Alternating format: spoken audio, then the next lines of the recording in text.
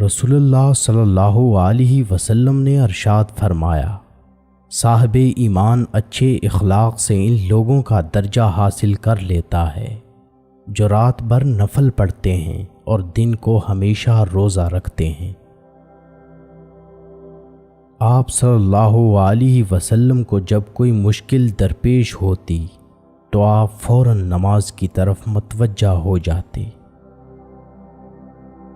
ابو ہریرہ رضی اللہ تعالیٰ عنہ سے روایت ہے کہ رسول اللہ صلی اللہ علیہ وسلم نے فرمایا، جب تم میں کوئی نماز پڑھتا ہے تو شیطان اس کی نماز میں شبہ ڈالتا ہے، اس کو یاد نہیں رہتا کہ کتنی رکعتیں پڑھی۔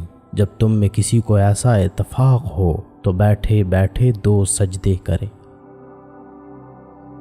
حضرت ابو ہریرہ رضی اللہ تعالیٰ عنہ روایت کرتے ہیں کہ آپ صلی اللہ علیہ وسلم نے فرمایا کہ 7 آدمی ایسے ہیں جن پر اللہ تعالیٰ اپنی رحمت کا سایہ ڈالتا ہے۔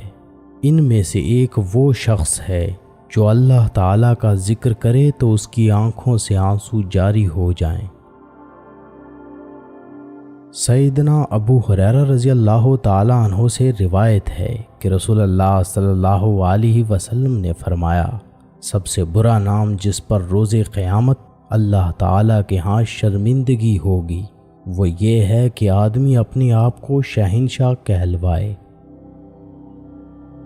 حضور صلی اللہ علیہ وسلم نے فرمایا، اذان اور اقامت کے درمیان دعائیں رد نہیں ہوتی، لہٰذا دعا مانگا کرو۔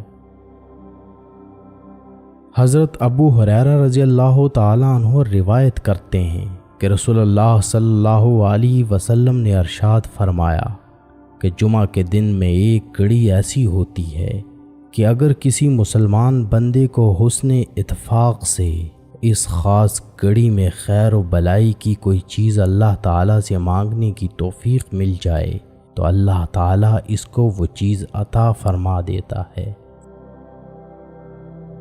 حضرت عبداللہ بن عمر رضی اللہ تعالیٰ عنہ سے روایت ہے کہ ایک شخص نے رسول کریم صلی اللہ علیہ وسلم سے دریافت کیا کہ مسلمانوں کی کون سی خصلت بہتر ہے۔